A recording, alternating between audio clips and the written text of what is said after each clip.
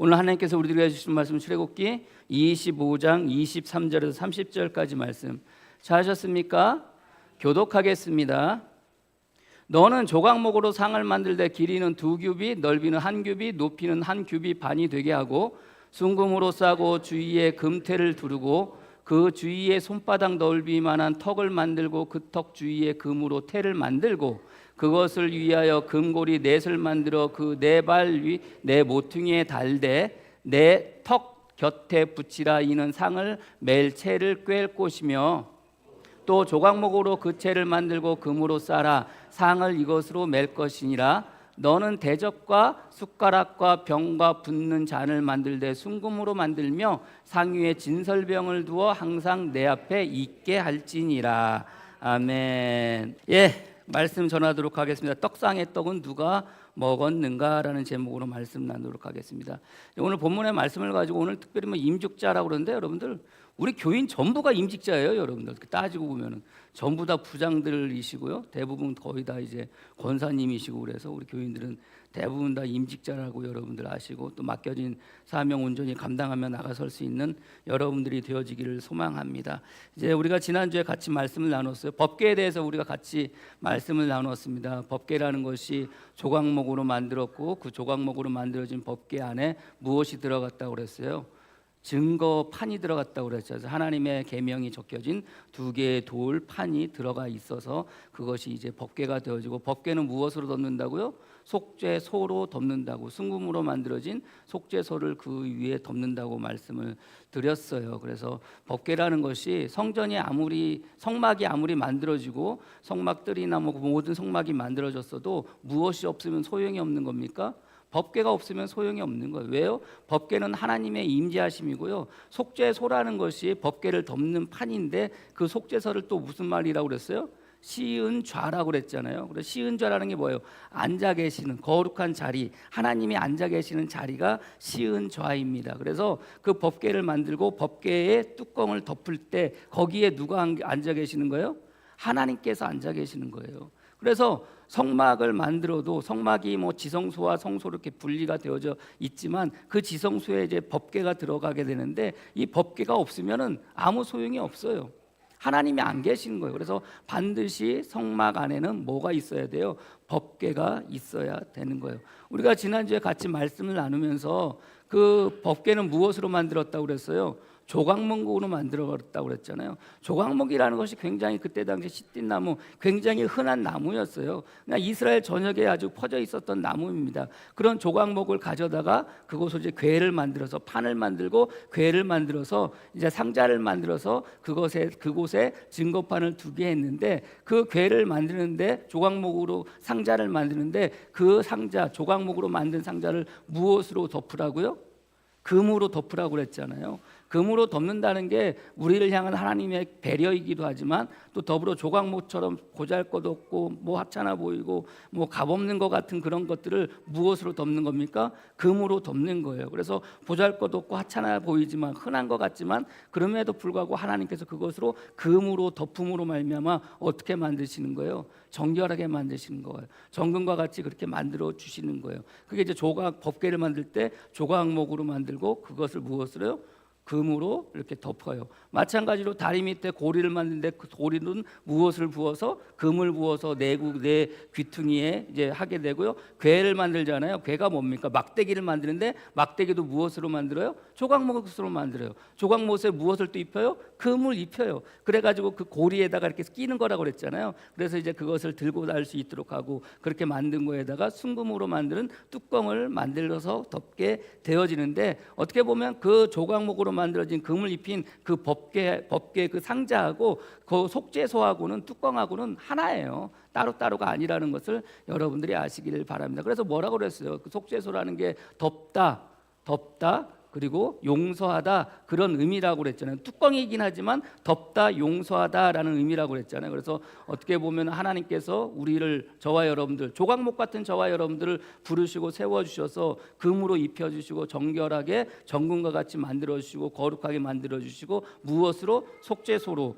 그 쉬운 줄 알고 뭐 하시는 겁니까? 죄로부터 저와 여러분들을 보호하여 주시는 것. 그게 여러분들 법궤라고 그랬잖아요. 그래서 하나님께서 저와 여러분들 마음 가운데 무엇을 새겨 주셨어요? 말씀을 새겨 주셨어요. 여러분 마음 가운데 지금 뭐가 새겨져 있는 거예요? 하나님의 말씀이 새겨져 있는 거예요. 말씀이라는 게 곧 무엇입니까? 그게 증거판이에요. 그게 증거판입니다. 그 증거판이 이제는 어디에 새겨져 있는 거예요? 여러분들 마음에 새겨져 있는 거예요. 그래서 여러분 마음 가운데 지금 뭐가 있는 거예요? 법궤가 있는 거예요. 여러분들 믿으시길 바랍니다. 그래서 여러분들 마음 가운데 있는 법궤로 말미암아 여러분들이 뭐가 되는 거예요? 성전이 되어진다는 것을 여러분들이 믿으시기를 바랍니다.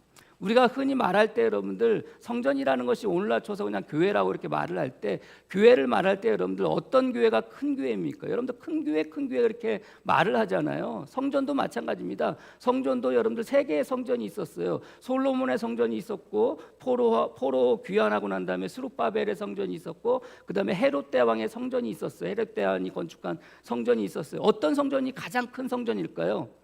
어떤 성전이? 규모적으로나 여러분들 어떤 성전이 가장 큰 성전일 것 같아요? 솔로몬의 성전, 스룹바벨의 성전, 헤롯 대왕의 성전, 어떤 성전이 가장 클 것 같아요? 1번 솔로몬의 성전, 손 들어보세요. 2번 스룹바벨의 성전, 손 들어보세요. 3번 헤롯 대왕의 성전, 어느 성전이 가장 클 것 같아요? 안 드신 분들은 뭐예요? 그냥 하나라도 찍으셔야지. 그냥 어떤 성전이 가장 클 것 같아요? 헤롯 성전이 가장 컸어요. 규모가 가장 컸어요. 왜 그러냐면은 헤롯이 이스라엘 유대인들의 마음을 얻기 위해서 성전을 이제 재건하게 되는데요. 굉장히 크고 굉장히 아름답게 재건을 했어요. 근데 여러분들 건물이 크다고 아름답다고 큰 성전이에요? 그렇습니까, 여러분들? 그런가요? 여러분들 헤롯 대왕의 성전이 나중에 어떻게 돼요? 강도의 구렬이 되는 거예요. 거기서 여러분들 뭐 합니까? 장사하잖아요. 그리고 예수님께서 성경 척결 사건을 통해서 너희가 기도하는 만민이 기도하는 집을 뭘로 만들었다? 강도의 구렬로 만들었다. 그래서 여러분들 그 성전에 저주를 하잖아요. 돌 위에 돌 하나도 남지 않게 무너질 거라고 하잖아요. 우리 생각으로는 굉장히 크고 웅장하고 아름다워 보였던 그 성전이 어떻게 보면은 가장 작은 성전도 아니에요. 강도의 구렬이 되어졌으니까. 그럼 여러분들 두 번째로 큰 성전이 어떤 성전일 것 같아요? 자, 이제 둘 중에 하나는 찍을 수 있겠죠. 자, 첫 번째 솔로몬의 성전, 두 번째 스룹바벨의 성전. 솔로몬의 성전, 스룹바벨의 성전. 안 찍으신 분들은 여전히 틀리는 겁니다. 여러분들 제가 어려운 거 물어보는 거 아니라고 그랬잖아요, 여러분들. 자, 솔로몬의 성전이 커요. 굉장히 크게 지었어요. 아니 다윗이 그 재물을 그 들어가는 모든 것들을 다 마련하고 솔로몬이 여러분들 그것을 줬으니까 얼마나 아름답게 크고 웅장하게 지었겠습니까? 물론 하나님께서 설계하신 대로 이렇게 지었긴 했지만, 그런데 여러분들 우리 생각으로는 그래요. 이스라엘 백성들이 포로로 끌려갔다가 돌아오고 난 다음에 성전을 재건합니다. 에스라에 보면 성전을 재건하는 기초공사에 대한 이야기가 나와요. 성전을 재건하는데 성전을 만들기 위해서 기초공사를 합니다. 기초공사를 하는데요, 그것을 보고 두 종류가 있어요. 한 사람은 그것을 보고 통곡하는 사람이 있고, 한 사람은 그것을 보고 어떤 사람은 그것을 보고 기쁨으로 환호한 사람이 있어요. 그래서 그 성전 기초공사를 하는데 그것을 보고 통곡하는 소리, 탄식하는 소리와 기쁨의 소리가 같이 들렸다고 그래요. 왜 그랬을까요? 왜 통곡하는 소리와 왜 기쁨의 소리가 났을까요? 통곡하는 사람은 어떤 사람들이 그 성전의 기초를 보면서 통곡을 했을까요? 어떤 사람들이? 자, 바벨론의 포로로 끌려갔다가 돌아왔어요. 성전을 다시 만든다고 하니, 다시 건축한다고 하니 얼마나 기뻤겠습니까? 근데 그 기초를 보니까 형편이 없는 거예요. 레위 사람이나 제사장들은요, 뭘 알아요? 제1성전이 뭐예요? 솔로몬의 성전을 기억하고 있던 거예요. 이전의 성전을 기억하고 있던 거예요. 그 성전의 웅장함과 화려함을 기억하고 있었던 거예요. 근데 그거에 비해서 스룹바벨이 돌아와서 그 성전의 기초를 쌓고 지으려고 하는 그 성전의 기초를 보니까 마음이 찢어지는 거예요. 왜 찢어져요?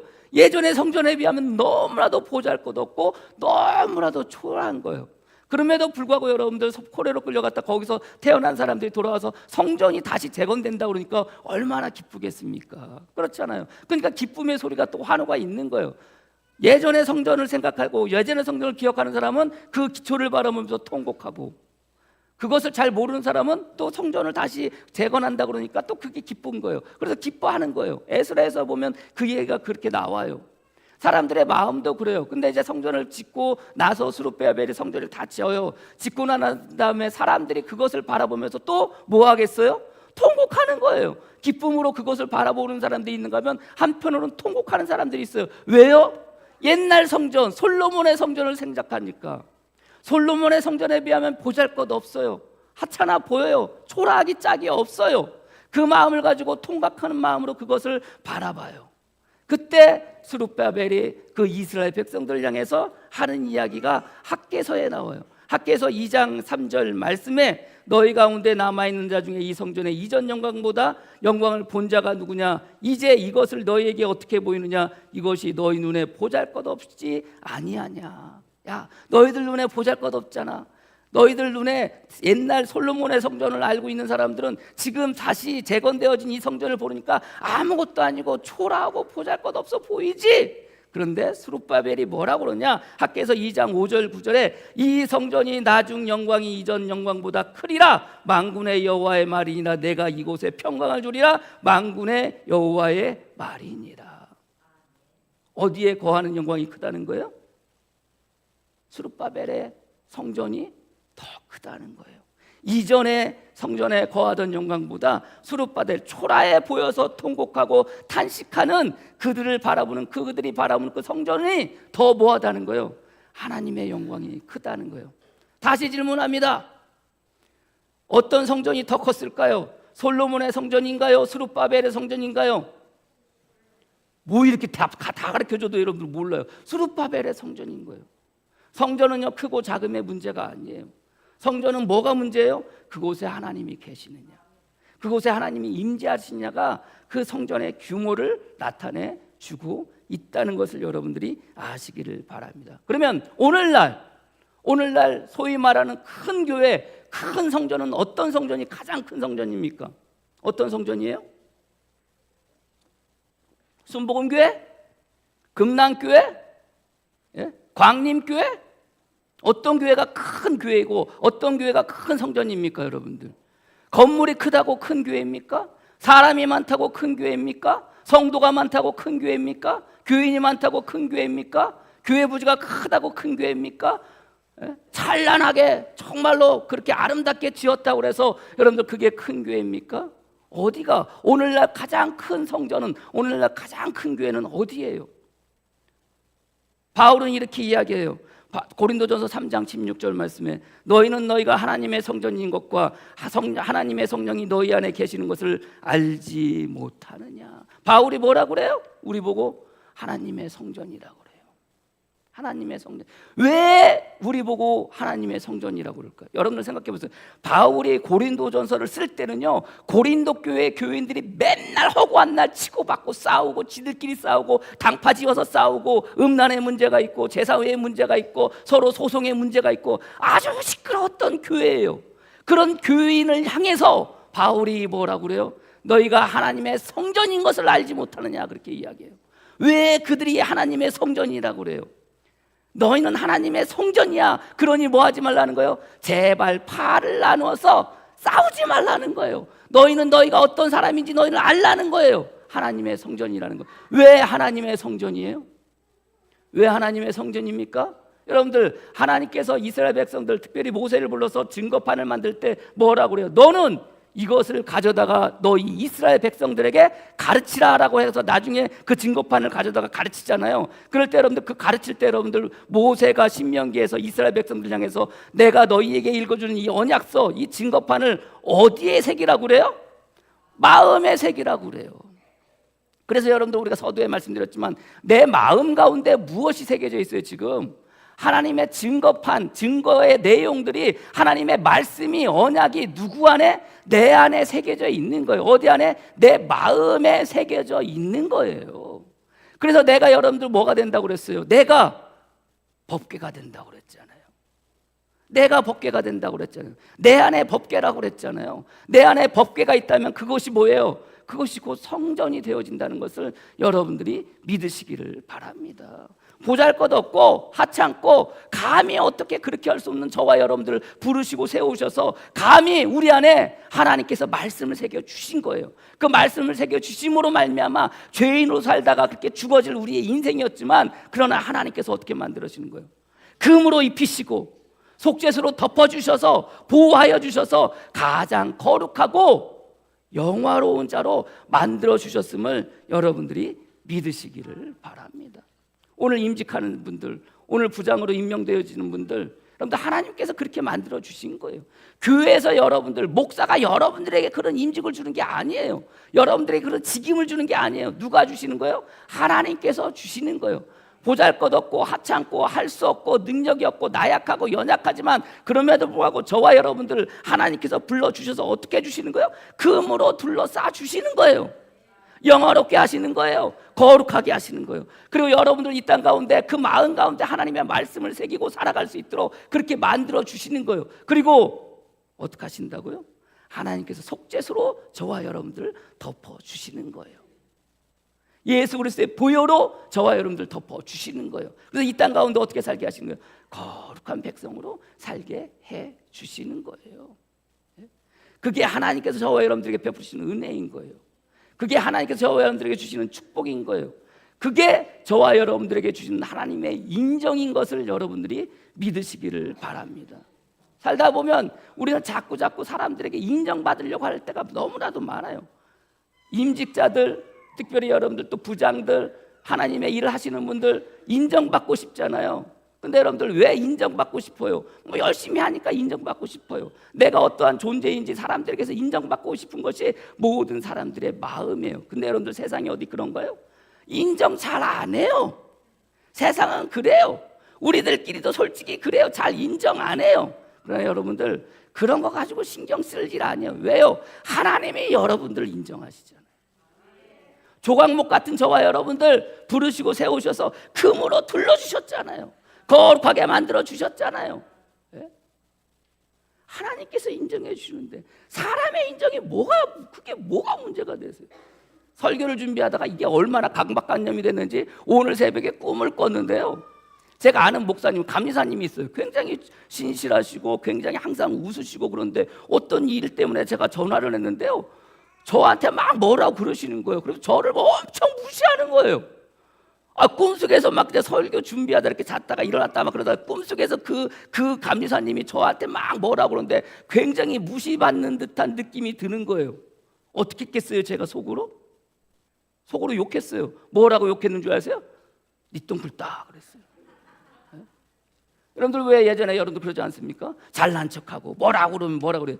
니 똥 굴고 왜 똥이 굵은지 모르지만 니 똥 굴고 신경 쓰지 않는다는 거예요. 왜요? 저와 여러분들 누가 인정해 주셨어요?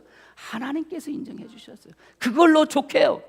여러분들 사람들에게 인정받는 삶이 아니라 하나님께 인정받는 저와 여러분들이 되어지기를, 특별히 오늘 임직자들, 임명받은 분들, 교회 일을 하시는 모든 분들이 되어지기를 주님의 이름으로 간절히 축복합니다. 오늘은 진설병에 대한 이야기예요. 진설병 상에 대한 이야기예요. 진설병 상. 진설병 상이라는 게 뭐냐면 진설병에 펼쳐놓은 떡이란 뜻이거든요. 그 떡을 올리는 상에 대한 이야기예요. 자, 우리가 말씀드렸잖아요. 그 길이를 얼마만큼? 2규빗. 하나, 둘. 이 정도 되는 거예요. 이 정도 되는 거예요. 그 다음에 이 넓이는 뭐예요? 1규빗. 요거보다 좀 작네요. 한 요 정도 되는 거예요. 높이는 1규빗 반. 한 이 정도 되는 거예요. 요만큼 정도. 그 정도 되는 거예요. 2규빗이면 대략 90cm, 1규빗이면 대략 45cm, 1규빗 반이면 대략 70cm. 그렇게 만들라는 거예요. 무엇으로? 조각목으로. 법궤 만들듯이 똑같이 만들어요. 근데 이건 상자를 만드는 게 아니에요. 판을 만드는 거예요. 판을 만들고 난 다음에 뭐 하라는 거예요? 그 테두리를 손바닥 넓이만큼 뭐 하라는 거예요? 둘르라는 거예요. 이런 식으로 둘르라는 거예요. 왜 둘러요? 여기에 뭘 올려놔요? 떡을 올려놔요. 떡을 올려놓고 거기에다 오늘 본문의 말씀처럼 뭐를 대접과 숟가락과 병과 붓는 잔을 만들어 놓는 거예요. 자칫 잘못하면 이게 뭐 할 수 있어요? 떨어질 수 있으니까 이런 테두리를 만들라는 이야기예요. 테두리를 이렇게. 상상해 가시죠? 제가 그림을 띄워드려야 되는데 일부러 그림을 안 띄고 있어요. 상상을 가지세요. 주님께서 하시는 게 어려운 게 아니에요. 쉽게 말씀하시는 거라고 그랬잖아요. 다음 주에 막 그림을 띄워드리겠지만 그렇게 만들라는 거예요. 근데 여러분들 여기에 뭘 올려놔요? 떡을 올려요. 고운 가루 에바 10분의 2 에바로 만든 떡을 12개를 올려놔요. 한쪽에 6개, 한쪽에 6개를 올려놓는 거예요. 이게 뭐예요? 이게 떡이에요. 이게 왜 진설병 상이 되는 거예요? 이 떡을 올려놓는 상이 되니까 진설병 상이라고 그렇게 이야기를 하는 거예요. 그래서 레위기 24장 5절에서 9절에 보면 너는 고운 가루를 가져다가 떡 12개를 굽되 각 덩이를 10분의 2 에바로 하여 여호와 앞 순결한 상 위에 두 줄로 한 줄에 6개씩 진설하고 이렇게 6개에서 여러분들 10분의 2 에바가 어느 정도 크기인 줄 가늠이 가세요? 만나는 10분의 1 에바만큼 내렸어요. 하루에 한 사람이 이렇게 취할 수 있는 게 그게 몇 리터예요? 대략 2.2리터예요. 10분의 2 에바는 4.4리터예요. 여러분들 여기에 떡을 올려놓는다 그러니까 요딴만한 떡 아니에요. 여러분들 삼립호빵 정도 그런 떡 아니에요. 어디 가면 소떡 만들 그런 떡 아니에요. 한 덩이가 여러분들 4.4리터 정도 되는 부피 정도 되는 그런 떡을 여러분들 이렇게 올려놓는 거예요. 올려놓는 거예요. 근데 여러분들 이 떡을 올려놓는데 이게 떡이에요? 뭐예요? 떡을 올려놓는데 우리 생각으로는 이게 떡이구나 내가 생각할 거 아닙니까? 근데 여러분들 놀랍게도 이것을 성경은 나중에 뭐라고 이야기하느냐? 이것을 성경은 이렇게 얘기해요. 레위기 24장 5절 9절에 너는 고운 가루를 가져다가 떡 12개를 굽되 각 덩이를 10분의 2 에바로 하여 여호와 앞 순결한 상 위에 두 줄로 한 줄에 6씩 진설하고 너는 또 정결한 유향을 그 각 줄 위에 떡을 6개 쌌어요. 그 위에 유향을 놓으라는 거예요. 유향을 놓으라는 거예요. 자, 이 떡을 6개 쌌는데 6개는 며칠 동안 싸나요? 7일 동안 싸나요. 안식일에 그 떡을 내리고 다른 또 새롭게 만든 떡을 올려놓는 거예요. 올려놓는 거예요. 이게 레위기 24장 5절에서 9절의 말씀이에요. 뭐라느냐? 근데 이 떡을 우리는 떡이라고 생각을 하는데 성경은 하나님은 뭐라고 그러냐? 안식일마다 이 떡을 여호와 앞에 항상 진설할지니 이는 이스라엘 자손을 위한 것이요 영원한 언약이니라 그래요. 떡은 떡인데 떡이라고 말하지 않고 레위기에서는 이 떡을 뭐라고 말해요? 언약이라고 말해요. 언약이라는 게 뭐예요? 말씀이라는 거예요. 말씀이라는 거예요. 네? 말씀이라는 거예요. 그러니까 말씀을 쌓아놓는 거예요. 여러분들 그럼 이거를 누가 먹을까요? 누가 먹어요? 7일 동안 쌓아놨다가 7일째 되는 날 안식일에 이것을 다 내리고 새로운 떡을 가져다가 또 쌓아요. 그리고 그 위에 뭘 해놨다고요? 유향을 갖다 태워요. 그리고 또 다시 올려놓는 거야. 그럼 떡을 6개를 쌓아놨잖아. 그럼 이걸 누가 먹어요? 제사장이 먹어요. 제사장이 먹어요. 자, 잘 따라오세요. 자, 이 떡을 떡이라고 그랬는데 성경은 레위기는 이걸 뭐라고 그래요? 언약이라고 그랬어요. 말씀이라고 그랬어요. 자, 주님께서 이 땅 가운데 오셨을 때 주님 스스로를 뭐라고 그래요? 생명의 떡이라고 그래요.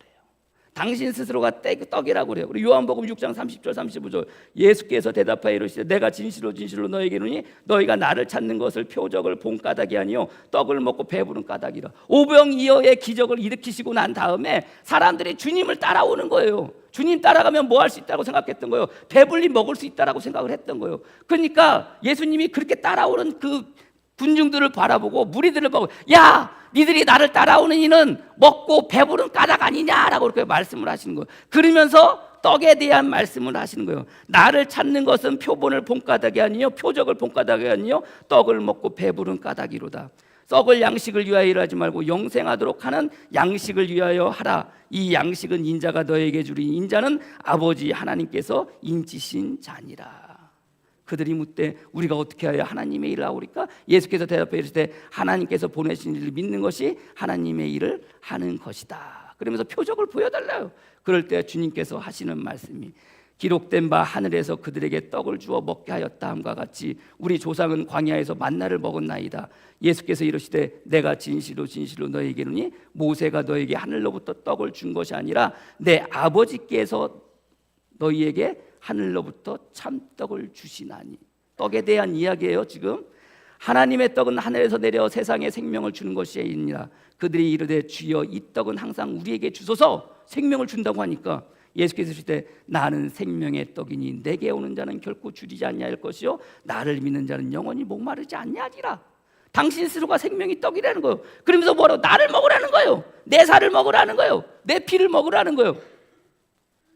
식인종이에요, 여러분들. 주님의 살을 먹으라고 그러게, 주님의 피를 먹으라고 그러게.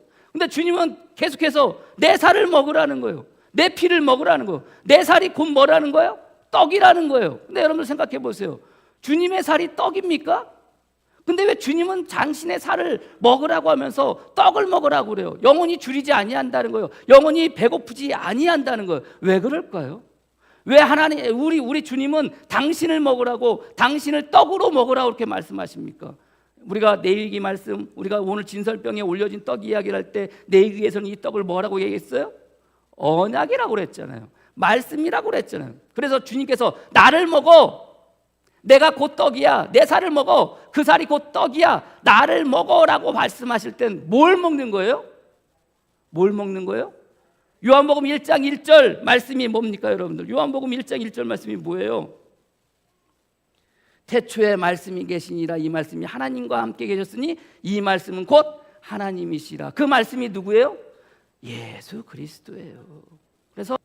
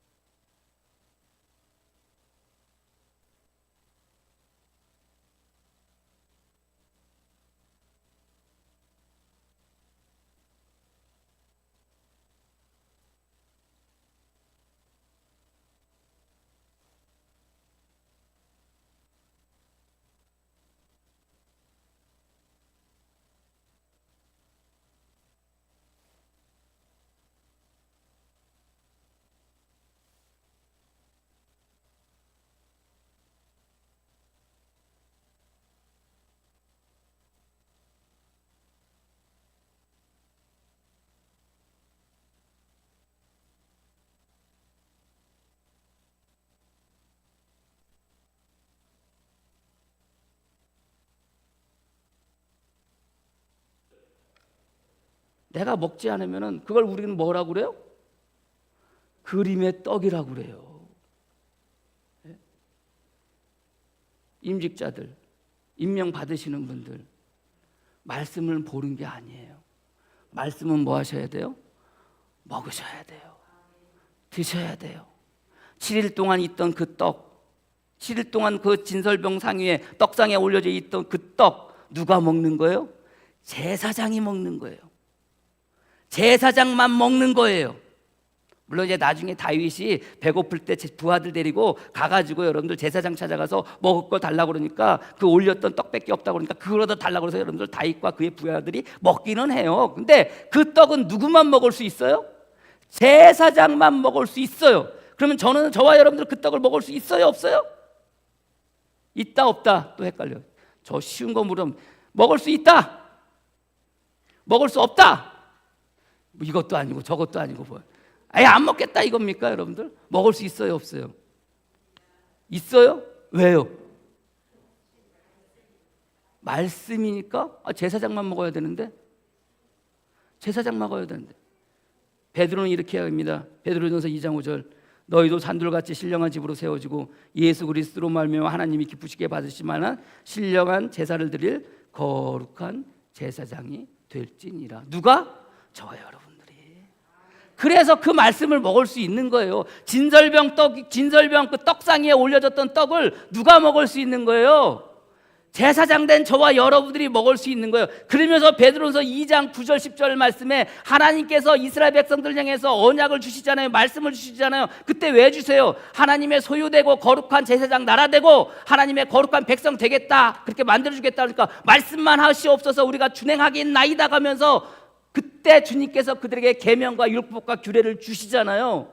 베드로전서 2장 9절에서 10절 똑같은 말씀을 하세요. 그러나 너희는 택하신 족속이요 왕같은 제사장이요 거룩한 나라요, 너희는 나의 소유되고 제사장 나라 되고 거룩한 백성이 된다는 거 아닙니까? 이게 베드로가 그대로 이야기해요. 너희는 택하신 족속이요 왕같은 제사장들이요 거룩한 나라요 그의 소유된 백성이니 이는 너희를 어두운 데서 불러내어 그의 기이한 빛에 들어가게 하시니에 아름다운 덕을 선포하게 하려 하심이니라. 뭐 하는 거예요? 택하신 족속이고 왕같은 제사장이래. 그래서 진설병 떡상 위에 올려져 있던 떡을 누가 먹는 거예요? 여러분들이 먹는 거예요. 여러분들이. 저는요 오늘 임직하시는 분들, 임명받으신 분들, 진설병 위에 올라가 있는 그 떡을 먹을 수 있는 여러분들이 되어지기를 소망합니다. 보는 게 아니에요. 보고만 있는 거 즐기는 게 아니에요. 그림의 떡이 아니에요. 먹는 떡, 내 떡, 내 뱃속으로 들어가는 그 떡이 되어지기를 주님의 이름으로 간절히 축원합니다. 자, 제가 아까 했잖아요. 그 크기를 가늠했다고 그랬잖아요. 길이는 2규빗, 대략 90cm. 너비는 1규빗, 대략 45cm. 높이는 몇 cm? 대략 70cm. 한 규빗 밭이니까. 여러분들 70cm면 여러분들 어느 정도 되는 줄 아세요? 한 요 정도 돼요. 요 정도. 요 정도 됩니다.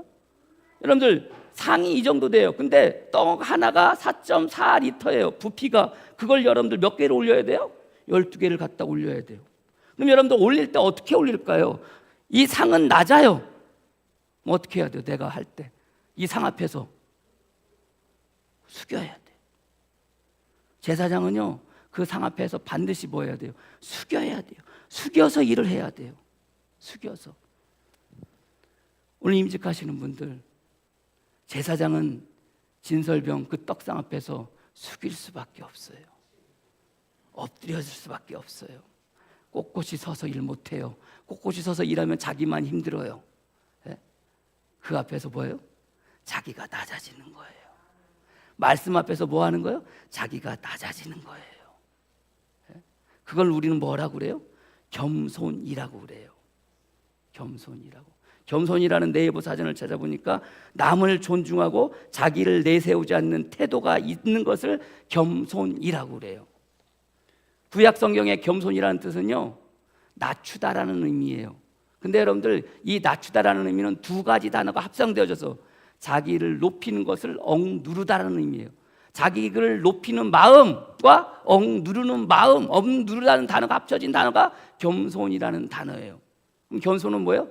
자기가 높아지고자 하는 마음을 억누르는 것, 이게 겸손이에요. 말씀에 서는 자들, 말씀 앞에 선 자들, 하나님의 사명을 감당하는 자들, 제사장들은 뭐 해야 돼요? 그 말씀 앞에서 하나님의 일을 할 때 어떻게 하셔야 돼요? 낮아지셔야 돼요. 겸손해지셔야 돼요. 높아지려는 그 마음을 억누르셔야 돼요. 교회 안에서 일하시는 분들, 교회 안에서 임직자들, 교회 안에서 임명자들 일하실 때 어떻게 하셔야 돼요? 낮은 자로 일하셔야 돼요. 겸손하게 일하셔야 돼요. 행여 내 마음이 위로 오려고 하는 마음이 있다면 그것을 뭐 하셔야 돼요? 억누르셔야 돼요. 왜 그래요? 주님께서 말씀하세요. 나는 나의 마음은 온유하고 겸손하니. 주님의 마음이 겸손하기 때문에 우리 또한 겸손해지는 거예요. 에베소 4장 2절 말씀에 모든 겸손과 온유로 하고 오래 참음으로 사랑 가운데 서로 용납하고, 이게 성도 간에 서로 바라보고 용납하고 살아가야 될 성도 간에 생활해야 될 삶의 모습이 곧 뭐예요? 겸손이에요. 자꾸 높아지려고 하세요? 왜 그래요? 인정받으려고 하니까 높아지려고 하는 거예요. 아니에요. 인정은 이미 주님께서 하셨어요. 그것으로 좋게요. 그 인정이 우리에게 있으니 우리는 그저 주님 앞에 뭐예요? 낮은 자의 모습으로 그저 숙이고 일할 수 있는 거예요. 이것이 어디로 가는 거예요? 교인들을 향하는 거예요. 이것이 누구를 향하는 거예요? 서로를 향하는 거예요. 그래서 모든 겸손과 온유로 하고 오래 참음으로 사랑 가운데 서로 용납하라고 성경은 말씀하시는 거예요. 빌립보서 2장 3절 말씀, 아무 일에든지 다툼이나 허용으로 하지 말고 오직 겸손한 마음으로 각각 자기보다 남을 낮게 여기고 라고 성경은 이야기하고 있어요. 그게 일하는 사람들의 삶의 모습이고, 임직자들, 임명자들, 각 부장들, 교회에서 일하는 분들, 봉사하시는 분들, 모든 자들의 삶의 모습이라는 것을 여러분들이 믿으시기를 바랍니다. 그래서 욥기 22장 29절에 보면 뭐라고 그래요? 하나님은 겸손한 자를 구원하시리로다라고 말씀하세요. 우리는 이미 제사장으로 부름받았어요.